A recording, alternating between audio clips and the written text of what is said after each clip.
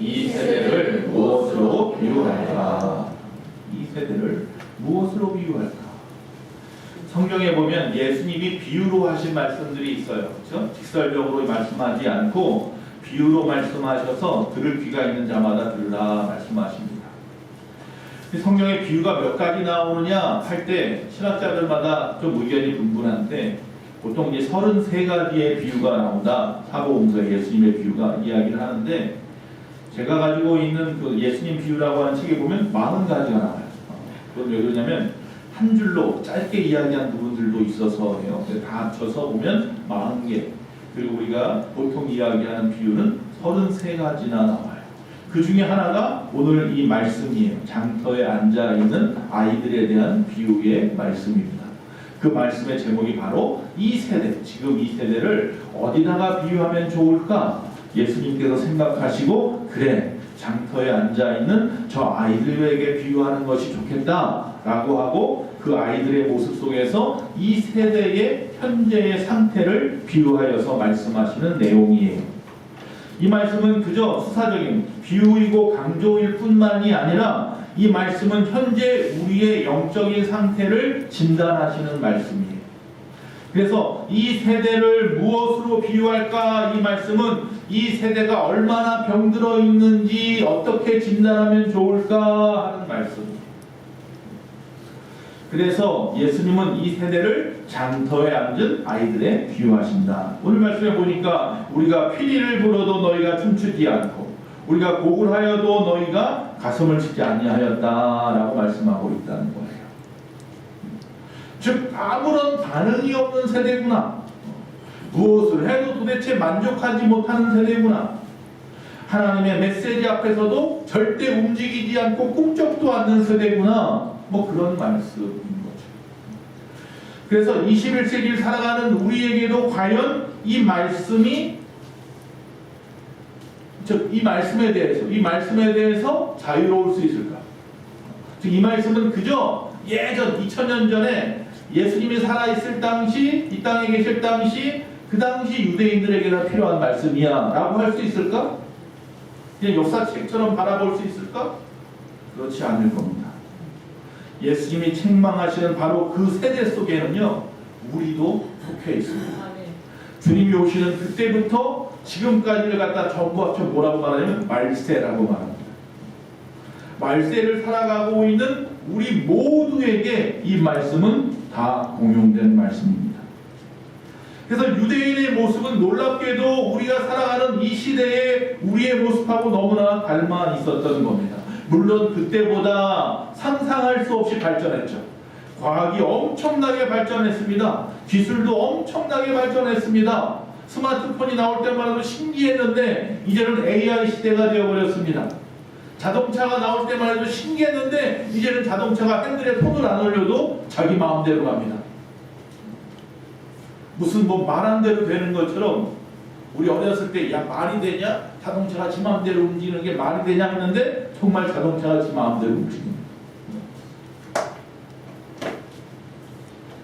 여러분 그런 시대에 살고 있는 것은 맞아요. 삶은 굉장히 편리해졌습니다. 정보는 넘쳐납니다. 그러나 중요한 것은 사람들의 마음은 점점 더 메말라가고 있더라. 오늘도 우리의 사회 역시 무엇이든지 쉽게 소비합니다. 다시 말하면 무엇인가에 관심을 가지고 무슨 유행을 따라가고 하면서 쉽게 무엇인가 소비하고 가지려고 합니다. 그러나 정작 하나님의 말씀 앞에서는요, 언제 그랬냐는 듯이 모른 척하고 무반응하고 무관심합니다. 참 신기하다.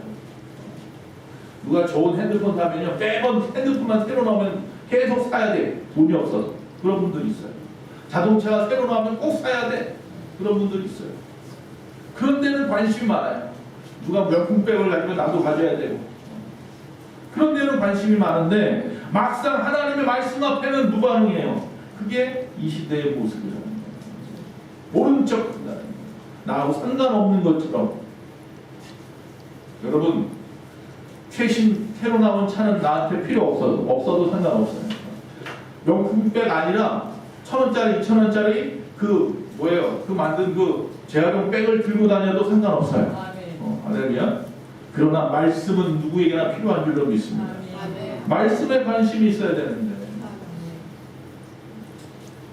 바로 오늘 살아가는 우리에게 주시는 말씀입니다. 그래서 우리가 이 세대를 분명하게 알아야 하는데 지금 이 세대는 어떤 시대냐? 몇 가지로 나눠보는데 첫째로 불평과 불만으로 가득한 시대에 우리가 살고 있는 거 아닌가? 이건 어떤 신뢰의 문제, 믿음의 문제입니다. 이 세대는 아무 것에도 만족하지 못하는 세대라는 겁니다. 다시 말하면 불평이 가득한 사회. 그래서 우리 불만 사회라고 하죠. 21세기를 불만 사회라고 말을 합니다. 즉 먹을 것이 없어서 불만이 아니라 입맛에 맞지 않다고 불만합니다. 직장이 없어서 불만이 아니라 조건에 맞지 않는다고 불만입니다. 관계가 없어서 문제가 아니라 상처받았다고 불만입니다. 제가 안타까운 친구가 한 친구가 있습니다. 제가 전도사 시대, 강도사 또 부목사 시절 때 학생의 청년회를 맡았었는데 그 학생 때부터 자라나서 신앙생활 잘하고 청년이 되어서 좋은 대학에 들어갔어요. 거기까지 보고 저는 여기로 왔어요. 목회를 하러, 개척을 하러 지금부터 거의 한 18년 전 얘기예요. 17년 전 얘기. 이곳으로 왔어요. 동탄을 거쳐서 오단. 그래서 그 친구가 어떻게 되었을까? 좋은 대학을 나왔으니 좋은 데 취직해서 잘 되었겠지 했는데 지금 그의 나이가 48인가 그런데 아직도 직장을 안 다니고 어머니가 도와줘서 겨우겨우 살아가요. 몇 번 떨어졌어요. S기업도 떨어지고 H기업도 떨어지고 그러면서 이 친구는 주변에서 얼마든지 막 중소기업에서 오라고 하는데도 안 가요. 눈에도 안 차, 성에도 안 차. 대기업만 간다고 생각했어요. 결국은 그러다가 나이가 30이 넘어가 버리면서 아무데도 안 받아주기 시작하는 거예요. 그래서 알바 몇 가지 하다가 지금까지 그렇게 살아가고 있다는 얘기를 들어요. 그 누나가 도와줘서 살아가고 있어요. 누나가 은행 그 과장인데 안타깝잖아요. 직장이 없어서가 아니에요. 조건이 맞지 않는다고 불평해요. 그런 불평과 불만이 가득한 시대가 지금 이 시대예요. SNS를 보십시오. 감사하다는 말보다 불평하는 말이 많고요. 남들 정죄하는 이야기들, 평가하는 이야기가 가득합니다. 댓글은 다 보면 비방하는 댓글이 가득합니다. 사람이 그 댓글 보고 죽지 않아요. 연예인들이 죽고. 심지어 교회 안에서도 마찬가지입니다. 왜 우리 교회는 왜 이것밖에 안 돼? 왜 현재 21세기 교회들은 이 모양이야? 불평과 불만이 가득합니다. 뉴스를 보면 선행을 갖다가 드러내는 것보다는 악행을 갖다가 얼마나 더 적나라하게 보여주는지. 광야의 이스라엘 백성들을 떠올려 보십시오. 하나님께서 홍해를 가르셨습니다. 하늘에서 만나를 주셨고 반석을 치니 물이 나왔습니다. 할렐루야. 그들의 옷이 헤어지지도 않고 아무 병도 그들을 거쳐가지 않았습니다. 병들지 않았습니다. 그런데도 그들은 감사할 줄 몰랐습니다. 그 입에는 늘 뭐예요? 불평과 불만이었습니다. 만나를 주니까 고기 먹고 싶다고 난리. 물을 때마다 주니까 목마르다고 또 난리예요. 더 넘치게 달라고. 왜 그렇게 불평하고 불만이 많습니까? 그들의 모습이 또 우리를 바라봅니다. 그 애굽에서 나온 이스라엘 백성들이 불만하는 이유 첫째는 뭐냐면 잘 나가던 과거만 붙잡고 있기 때문입니다. 과거 집착형입니다. 왕년에는 이런 말이죠. 우리가 애굽에서 고기 가마 곁에 앉아 있었는데 애굽에서 종살이 했어요. 주인집 고기 가마에서 고기 갖다가 살던 사람들이에요. 무슨 자기 그게 자기 거예요. 수요일 말씀했듯이 우리는 과거는 미화되고요. 현실은 왜곡됩니다. 과거에 고생했던 건 다 잊어버리고 과거에 좋았던 추억만 남으니까 다시 군대 가고 싶은 마음이 있는 사람도 있다니까요. 다시 어린 시대로 돌아갔으면 좋겠다는 사람도 있어요. 과거는 미화되고 현실은 왜곡됩니다. 옛날엔 교회가 좋았는데 예전엔 신앙이 더 뜨거웠는데 과거를 점점 미화하고 현재는 점점 비관적인 삶으로 살아가는 그 인생입니다. 두 번째, 환경만 바라보기 때문입니다. 환경 중심의 신앙이 문제입니다. 하나님의 약속보다는 현실의 어려움이 더 크게 보입니다. 아브라함에게 하나님께서 아이를 주겠다고 했고 큰 백성을 이루겠다고, 큰 민족을 이루겠다고 했죠. 너는 복이 될 거라고 했어요. 그런데 그 말씀이 당장 이루어지지 않으니까 결국 현실을 바라봅니다. 현실은 변한 게 없거든요. 그래서 당장 기근이 오니까 어디로 가요? 애국으로 도망쳐갑니다.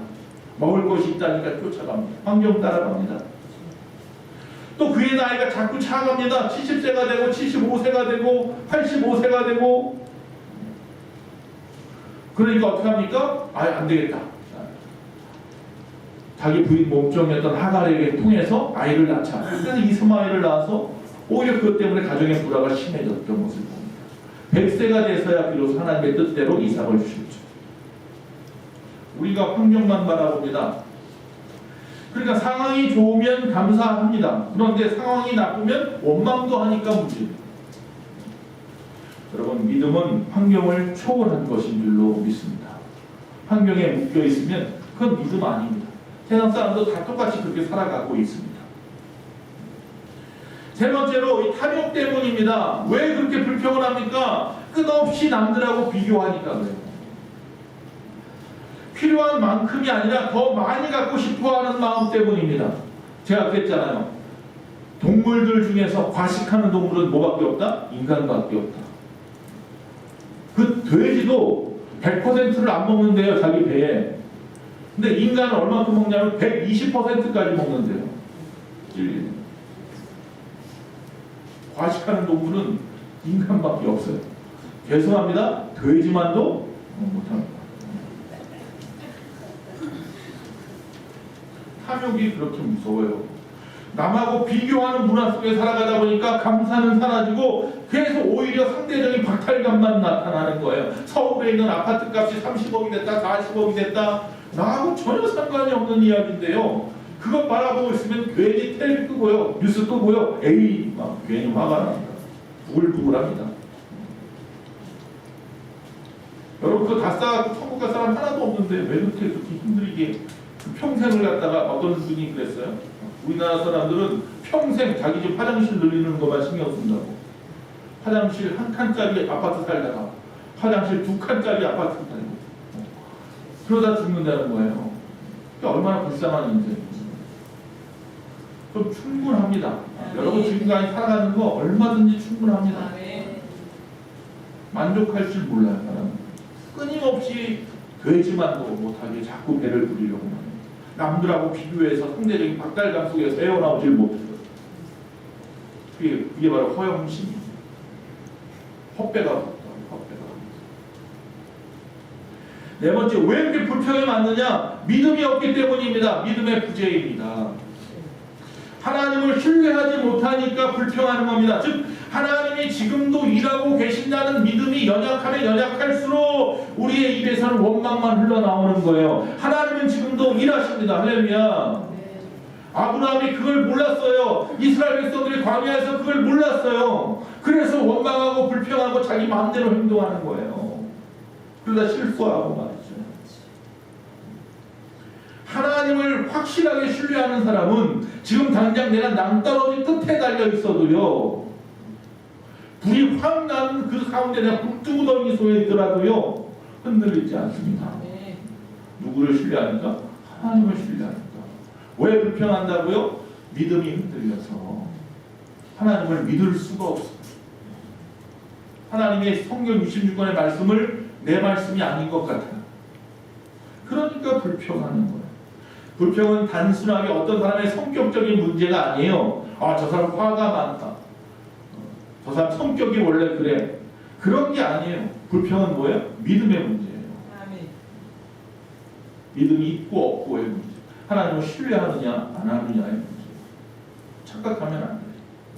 결국 감사도 역시 그래서 믿음의 문제입니다. 두 번째, 이 시대는 무슨 시대냐? 무관심하고 무감각한 시대예요. 즉 반응하지 않아요. 오늘 사회의 가장 큰 병이 바로 이 무관심입니다. 나 외에는 관심이 없는 세대. 영적으로 특별히 무감각한 시대.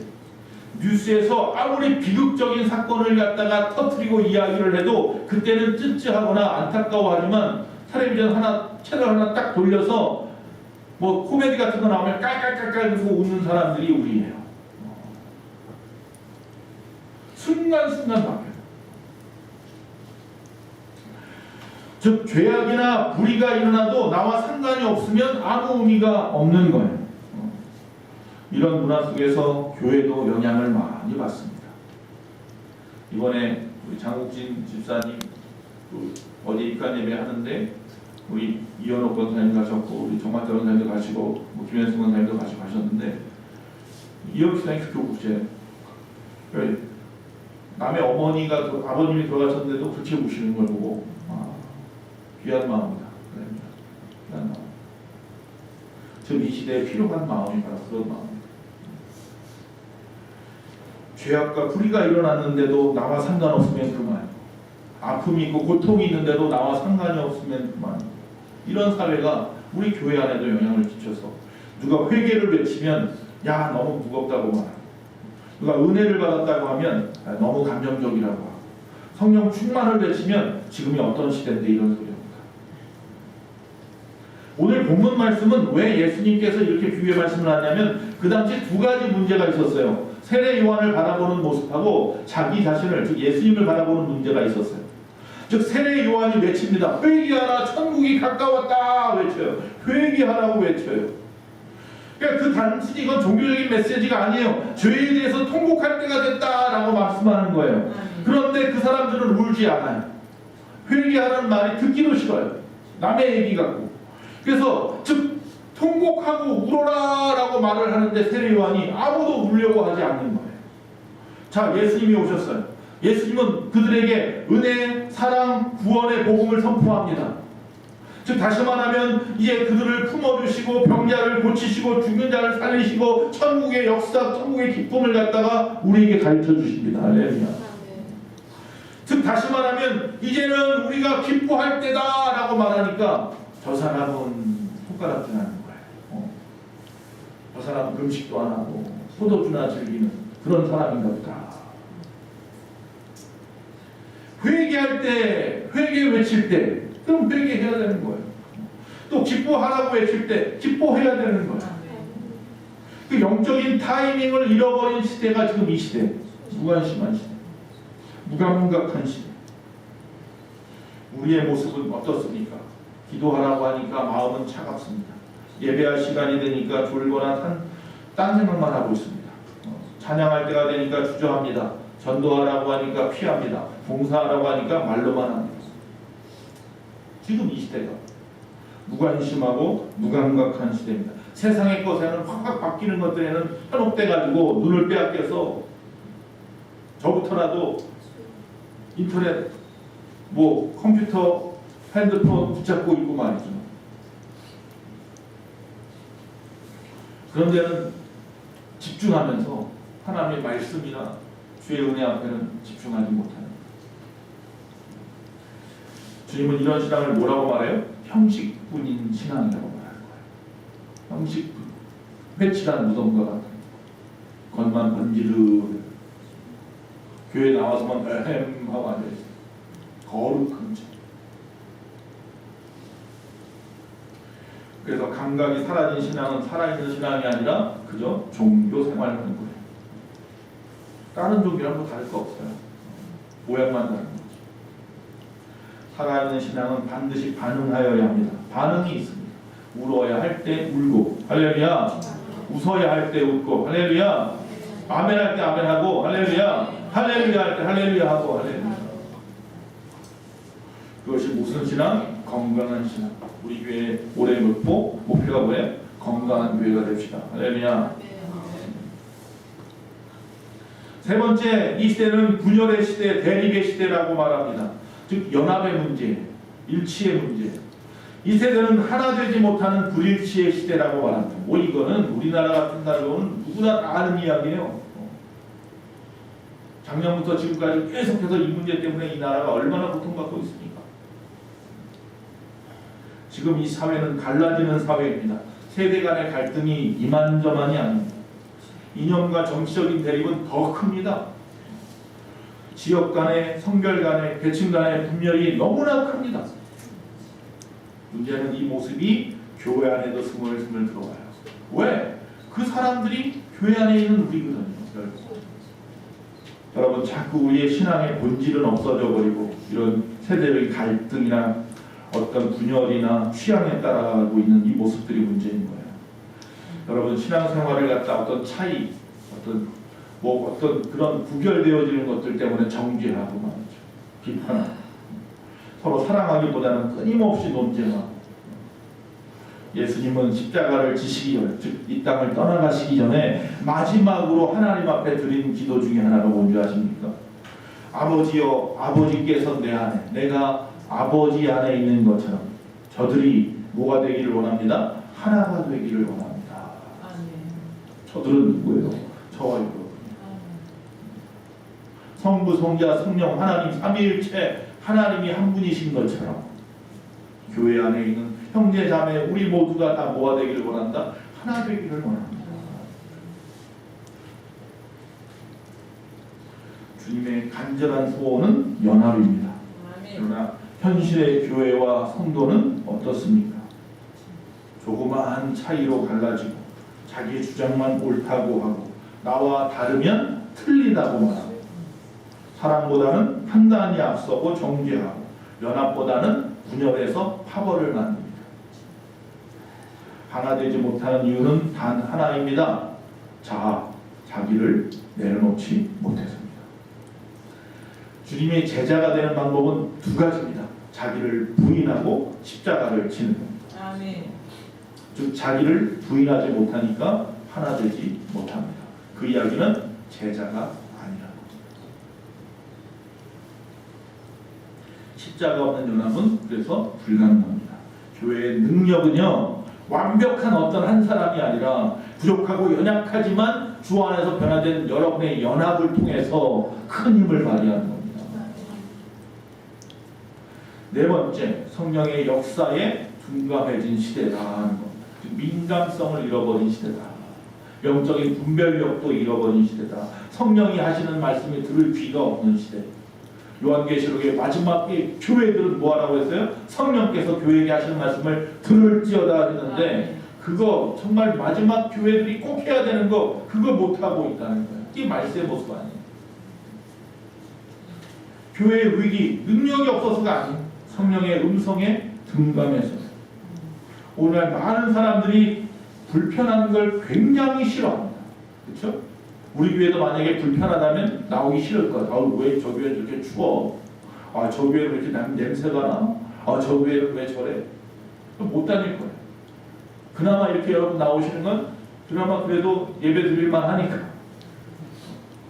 앉아서 졸아도 괜찮을 것 같고 답답하니 냄새도 안 나고 깨끗한 것 같고. 그러다 보니까 자꾸 목회자들은 외형만 치중할 수밖에 없어요. 성도들 눈치 보느라고. 하나님 눈치를 봐야 되는데 성도들 눈치 보느라고. 그게 지금 이 시대예요. 즉 하나님의 말씀에 둔감해진 시대예요. 그러니까 불편한 것을 싫어하다 보니까 성령의 역사가 불편한 거예요. 그래서 싫은 거예요. 외면하고 싶은 거예요. 우리가 성령 받으면 새벽 예배 뜨겁게 나와서 예배드리고 주여 주여 외치고 말이죠. 철야에 나와서 기도하고 말이죠. 우리가 성령 받으면 찬양할 때 막 손뼉을 치고 할렐루야 일어나서 춤을 추고 말이죠. 우리가 성령 받으면 알아서 막 교회 나와서 뭐 일할 거 없나 찾아다니면서 일하고 나 좀 써달라고 그러고 말이죠. 우리가 성령 받으면 무엇이든지 때렸든지 못했든지 나가서 전도하고 예수 믿으세요 예수 믿으세요 우리 교회도 제발 좀 나와보세요. 부족한 종 막 칭찬도 하고 우리 목사님이 막 이러면서 제 귀에는 너무 잘 들려요. 우리 목사님이 말씀도 잘 전하는데 우리 목사님이 뭐도 잘하는데 근데 여기 한 발짝만 나가면 그런 얘기 들어본 적이 없어요. 저는 저한테 하지 마세요 그 소리. 저기 주 안에 있는 어떤 큰 장로교회 목사님이 자기는 우리 교회보다 그 지역에서 유명하다고 해요. 한 발짝도 못 뛰겠대. 너무 유명해져서. 성도들이 나가서 목사님이 얼마나 자랑하는지. 그래서 예수님 다음으로 유명하다고 막 그런 얘기를 했던 그 설교를 들은 적이 있어요. 꼭 그렇게 하라는 거 아니고 때를 어떤지 못 어떤지 좀 전환한 얘기예요. 예수님 좀. 교회 안에서는 자기들만의 예배, 자기들만의 신앙, 자기들끼리만. 교회 안에서 쓰는 단어들은 교회 바깥 문턱으로만 나가면 한 번도 쓰지 않아요. 교회 안에서만 감사합니다, 은혜 받았습니다, 사랑합니다 하지, 교회 바깥으로만 나가면 그런 단어 한마디도 안 써. 왜? 기독교인인 거 들킬까 봐. 교회 다니는 거 들킬까 봐. 들키는 게 문제가 아니야. 왜? 지금까지 그들은 나에게 대해서 어떻게 평가하고 있는지 자기가 너무나 잘 알아. 같이 죄 짓고, 같이 나쁜 짓 하고, 같이 욕하고, 같이 상스럽게 생활하고, 그거 다 아는데 혹시 그 사람이 나 교회 다니는 거 알까봐 교회 바깥으로만 나가서는 한마디도 꺼내지 못해. 사랑이니 감사니 예수니 한마디도 못해. 그게 지금이시다. 성령이 그러니 교회를 향하여 얼마나 행복하는 시대가 지금이시다. 성령은 지금도 우리에게 말합니다. 그 차가워진 마음들, 불편한 거 싫어한다는 이유로 그 시대 착오적인 정말 하나님의 때를 바라보지 못하는 이 시대를 향하여서 성령은 말합니다. 돌아와. 내가 너를 사랑한다. 다시 처음 사랑으로 회복하자. 돌아와. 우리가 듣지 못하니 문제입니다. 그 소리조차 못 들으니 회개하지 않습니다. 그 소리조차 못 들으니 자기 마음대로 신앙합니다. 사사시 시대 때 자기 옳은 대로 신앙생활하는 것처럼 자기 마음대로 신앙생활합니다. 하나님의 말씀이 기준이 되지 못하고 세상의 모습이, 세상의 유행이, 세상의 관심이 기준이 돼서 교회도 그렇게 따라가고 우리의 신앙도 그렇게 따라가고 말씀을 마치겠습니다. 결론의 말씀을 드리겠습니다. 지금은 뭐 할 때다? 울 때이고 웃을 때예요. 울라고 하면 우시고 웃으라고 하면 좀 웃어야 되는데 할렐루야. 반대로 하든지 아예 하지 않든지 그게 문제입니다. 누군가에게는 지금이 회개하며 울어야 할 때입니다. 여기 저는 모르지만 여러분 스스로 합니다. 그래 나는 지금 회개하고 하나님 앞에 울어야 할 때입니다. 누군가에게는 지금 은혜에 감사하며 기뻐해야 될 때일 수도 있습니다. 할렐루야. 그건 본인만 합니다. 하나님 나에게 오늘 말씀을 주시니 은혜가 되고 그 은혜가 나를 기쁘게 하고 있다. 감격한다. 감사합니다. 오늘도 은혜를 주시니 감사합니다. 전도서의 전도자가 말합니다. 울 때가 있고 웃을 때가 있다. 할렐루야. 앉을 때가 있고 일어설 때가 있고 먹을 때가 있고 잘 때가 있고 다 때에 맞춰서 살아야 돼요. 민감하지 못해서 그 잘못된 방향으로 나가요. 주님 마지막에 이렇게 말씀합니다. 오늘 본문 말씀 마지막에 지혜는 그 행한 일로 옳다함을 얻느니라. 아멘. 지혜는 그 행함으로 증명된다. 즉 울어야 할 때 우는지 웃어야 할 때 웃는지 지혜로운 것은 어떤 것이다? 그 행하는 모습을 보면 알 수 있다. 이 사람이 하나님의 지혜로 충만한 사람인지. 참된 지혜는 그래서 예수님을 바로 아는 겁니다. 하나님의 말씀을 바로 아는 겁니다. 그리고 그분을 구주로 메시아로 믿고 따르는 겁니다. 그 말씀이 하나님이 주신 말씀으로 믿고 분명히 이루어질 언약의 약속임을 믿고 순종하는 겁니다. 그게 참된 지혜, 믿음입니다. 이 시간 우리 자신에게 물어보십시오. 지금 나의 신앙의 태도는 괜찮나? 나는 여전히 불평 속에 살아가고 있는 것은 아닌가?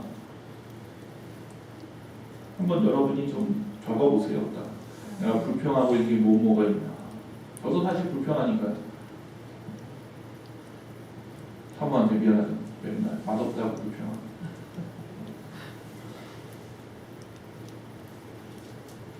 하나님의 음성에 무감각해지지는 않았는가? 주님 앞에 정직하게 자신을 고백해야 돼요. 이 세대를 무엇에 비유할까? 이 말은 뭐라고요? 나의 영적인 진단. 주님께서 우리의 영적인 상태를 진단하기 위해서 이 비유의 말씀. 가만히 보니까 장터바닥에 아이들끼리 뭐 웅성웅성하는 거예요. 근데 어떤 아이가 갑자기 막 일어나가지고 피리를 부니까 다른 애들이 막 놀아주고 박수 쳐주고 춤춰줄 줄 알았는데 아무도 신경을 안 쓰니까 피리 불던 애가 어색하고 그냥 머쓱하니까 관둬버렸단 말이에요. 또 한 아이가 막 통곡을 하면서 장례식 놀이를 하려고 하니까 옆에 있는 애들이 다 쫓아할 줄 알았더니 아무도 쫓아해주지 않으니까 또 멍석. 그게 우리네 신앙의 모습. 교회에서 우리 다 같이 뜨겁게 기도합시다. 성령 충만 받아야 합니다 하는데 싸늘해. 교회에서 기뻐합시다. 할렐루야 감사합시다. 사랑합시다 하는데 또 냉담해요. 그게 우리네 모습. 이 세대를 본받지 말라. 주님의 음성에 반응하는 여러분 되시기 바랍니다. 아멘. 불평 대신에 감사하는 여러분 되시기 바랍니다. 아멘. 서로 파벌이나 나누고 으르렁거리고 네 편 내 편 나누고 남을 갖다가 불평하고 또 정죄하고 평가하고 남 앞에 가서 수근수근 거리는 것이 아니라 사랑하고 연합하는 여러분 되시기를 바랍니다. 무감각해져고 냉담해져 있는 여러분이 아니라 성령으로 뜨거워지고 할렐루야 성령이 교회들에게 하시는 말씀에 민감해서 아멘. 지금 이 시대에 사단 이단이 막 들끓고 있는 이 시대에 영적인 것들을 바로 분별할 줄 아는 아멘. 저와 여러분 되시기를 바랍니다. 아멘. 우리의 소망교회가 그렇게 다시 세워져가는 올해 2026년 할렐루야 건강한 교회 그리고 그 안에서 하나님을 찬양하는 행복한 성도들의 삶을 살아가기를 간절히 축원합니다. 아멘.